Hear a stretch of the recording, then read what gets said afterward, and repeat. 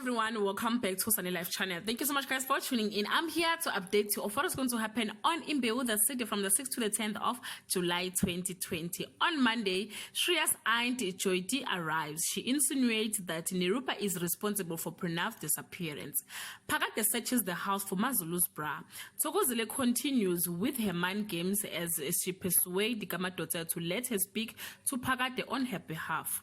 On Tuesday, the police gives a report on blood found in Pranav's car and Nirupa's world come crashing down. She fears he is dead. Ngolosi tasked Punyuka with finding Pranav's body and alerting the police. Thokozile continues to sow the seed of distrust. Hurt by Phakade's lack of faith in her, Kamadotsa refuses to cook for her husband. On Wednesday, Nirupa and her family are called to identify the body in the warehouse.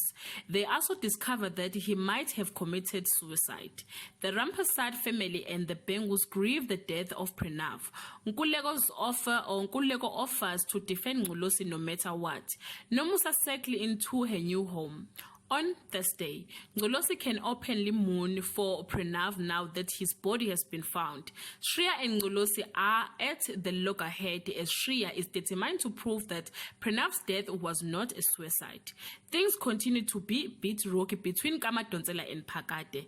Nomsa's mother pitch up at Phakade's house and says she has come to take her child back.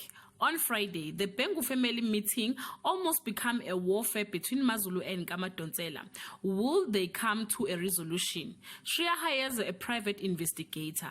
Mira arrives home and the family start planning Pranav's family funeral. Duduzile also moves into Phakade's home.